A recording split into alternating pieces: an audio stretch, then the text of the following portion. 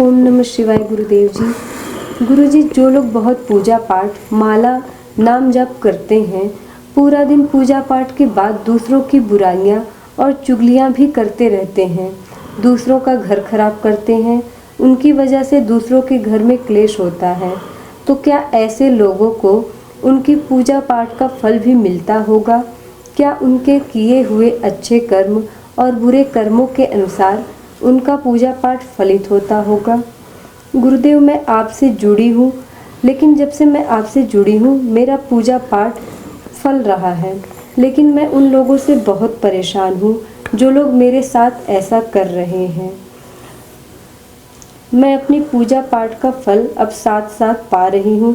पहले तो मैं भगवान से बहुत नाराज़ रहती थी कि मेरे अच्छे दिन कब आएंगे, लेकिन आपकी कृपा से सब अच्छा हो रहा है। मैंने 10 महीने से आपकी पूजा, आपकी विधियाँ करना शुरू किया है, पर गुरुदेव मैं इस बात से बहुत परेशान हूँ कि जो लोग वर्षों से मेरे साथ ऐसा कर रहे हैं, क्या उनके कर्मों के अनुसार उन्हें कोई तकलीफ मिलेगी? क्या उनकी पूजा पाठ भी सफल होंगे मेरी तरह? कृपया इस पर अपने विचार दीजिए। इन्होंने अपना नाम नहीं बताया। दीजिए।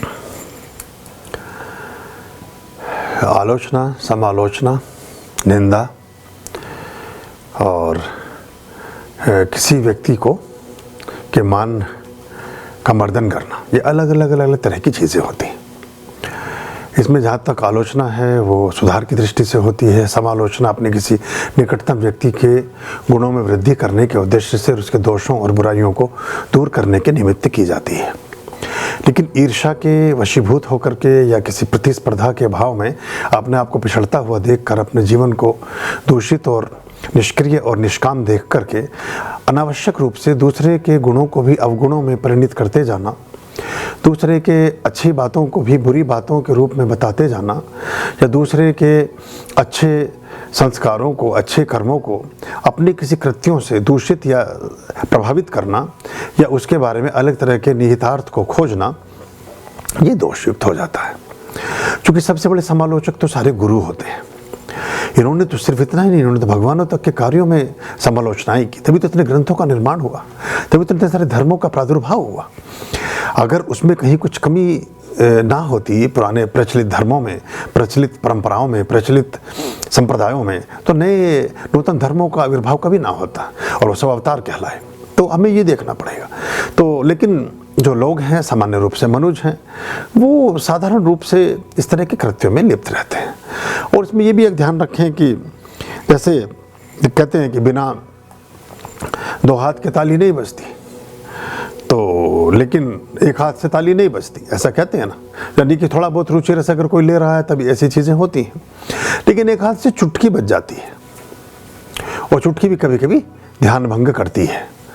तो चुटकियाँ जो बजा रहे हैं ये इनको सिर्फ इनके बारे में तरस करने के अलावा, इनके बारे में सदा शैता के अलावा, इन पर आप एक रहम की दृष्टि रखें, इनको अवॉइड करें, इनको बारे में ज़्यादा विचार में ना हो तो अच्छा रहेगा।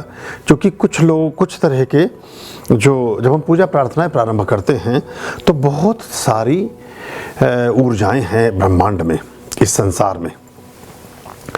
जिन ऊर्जाओं को हम नकार रूप से समझते हैं वो भी ऊर्जा का ही एक स्वरूप हैं। बिजली जो खाना बनाती है, जो बिजली आपके पंखा झलती है, जो बिजली आपकी कार चलाती है, जो बिजली आपकी रेलगाड़ी के इंजन को धकेलती है, जो बिजली 50 तरह के प्रकल्पों में आपके मोबाइल को चला रही है, आपके कितने सारे काम कर रही है। लेकिन वही बिजली किसी के लिए प्राणहंता भी तो बनती है, किसी के लिए मृत्यु का अवसर भी बन जाती है, मृत्यु का दुर्भाग्य भी निर्मित हो जाता है अगर हम उसके प्रयोग या उसकी स्थितियों को ना जानते समझते हों।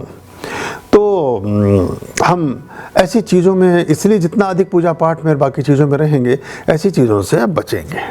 ये मानवीय स्वभाव है। ईर्ष्या, मद, मत्सर, कामना, वासना, क्रोध, हिंसा, बैर, प्रतिस्पर्धा, ये मनुष्यता के जीवन में रहती हैं और ये हमेशा रहती हैं।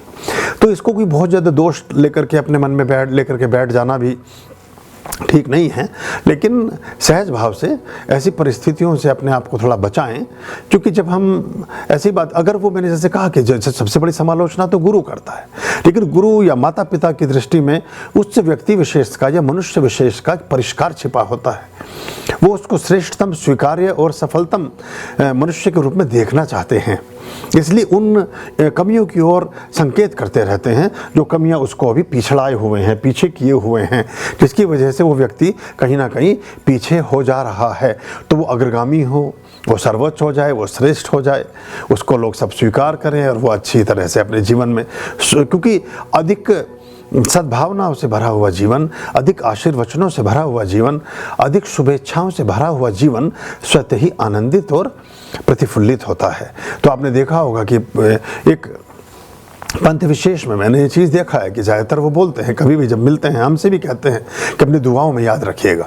हिंदुओं में ये परंपरा जरा सी कम हो गई कहीं, हम किसी से नहीं कहते कि अपनी शुभकामनाओं में हमारा स्मरण रखना, अपनी शुभेच्छाओं में हमें याद रखना, लेकिन वो व्यक्ति जितनी बार भी मिलेंगे वो कहेंगे गुरुजी अपनी दुआओं में हमें याद रखना। तो ये हम भूल गए। तो यानी कि अगर हम किसी अच्छे और श्रेष्ठ विचार के साथ चल रहे हैं और उस समय किसी व्यक्ति का विचार हमारे मन में कहीं बसा है, तो उसके जीवन में सब तरह से श्रेष्ठता का ही उदय होता रहता है।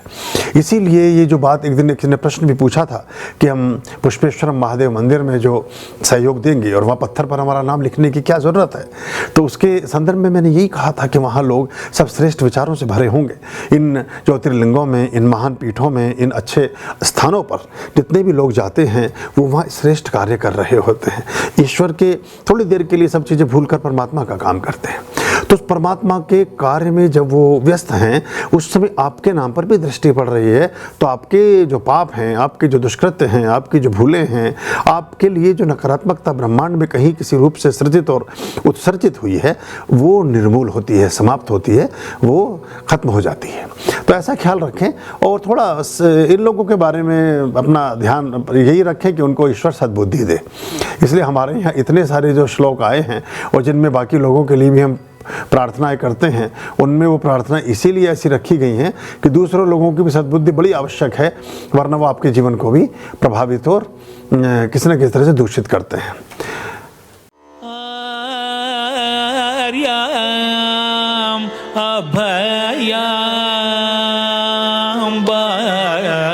भज